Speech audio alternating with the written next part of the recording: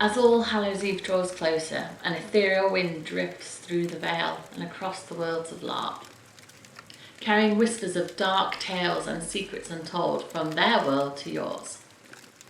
These are LarpTales from Beyond.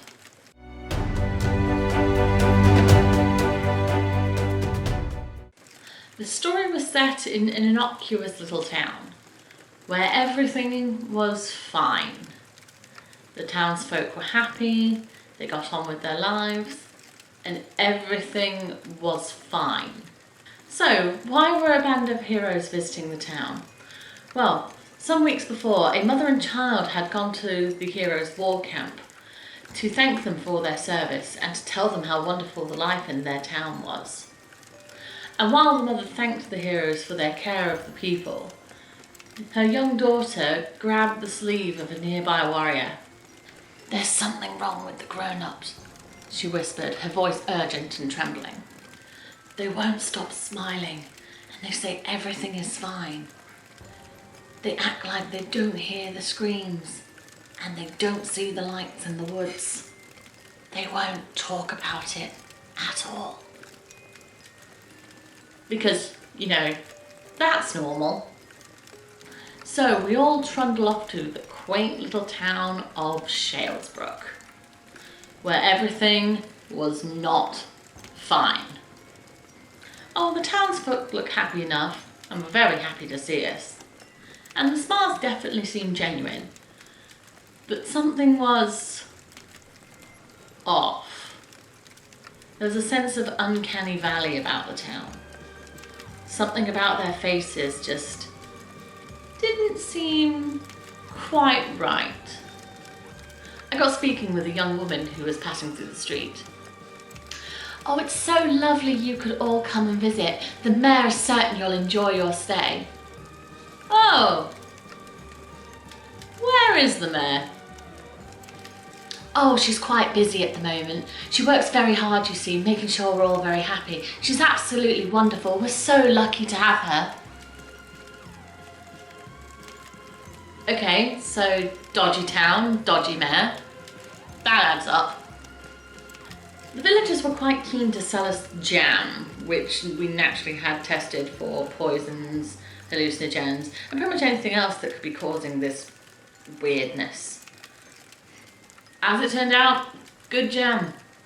Exceptionally good jam. We may have been a tad on edge.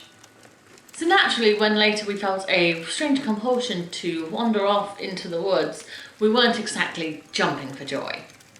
Because as you well know, an excursion out into the deep dark woods at twilight is a perfectly routine and normal activity where nothing bad ever happens.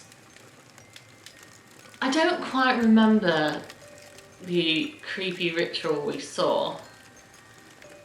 That bit of my memory is kind of clouded over a bit, if you know what I mean. I do remember going back to the town afterwards though.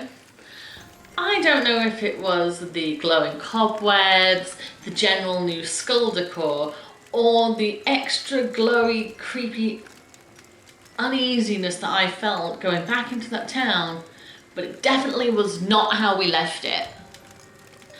The statue of the mayor, which was previously a warm and pleasant tribute to what was apparently a very kind and caring leader, had now grown spikes so large it was as if they were attempting to defer cow-sized pigeons. And naturally, at that moment, was when the ghouls decided to attack the camp. They seemed to just spawn from the dark, unable to be seen until they were this far away from you. And there were a lot of them. The night grew long as the horde kept coming and we fought them off and then they came again, and it felt like it was never ending. This constant stream of creepy, dark, grey ghoul things just appearing from the shadows. And while this is going on, the villagers are just continuing on. I'm getting stabbed up by some horrible thing, and past me walks a woman going to the well for a drink. She ignored the ghoul. The ghoul ignored her. Everything was not okay. And when we would ask them about the ghouls and the attacks, they would just turn to us and go, "What do you mean? Everything's fine." Seriously, everything's fine? How could they think everything was fine? There's an undead army in the streets. They've clearly been roaming and haunting the woods. They've also clearly been dragging people off into the dark for quite some time. Why did everyone seem to be perfectly fine with this? And then it hit us. The villagers were all undead too. This wonderful mare that they had turned this entire village into the undead to add to this horde that was clearly attacking us now. And the village had no idea. They were continuing their lives on as normal, doing their dishes, cleaning their clothes, popping down to the local bakeries, playing with their friends, and continuing on as if nothing had changed. They didn't notice the spirits attacking us. Why would they? They were no threat to them.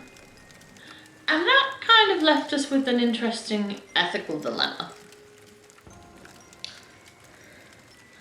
See, if these villagers were part of the horde too, eventually they would be controlled with the rest of the horde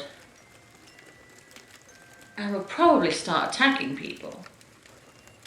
But until then, they're just kind of happily living their lives. Or unlives, even. So, do we massacre the quaint little town, full of its people who have no idea why we would be killing them? Or do we leave them alone and fingers crossed that they won't massacre anyone themselves, including us? I mean,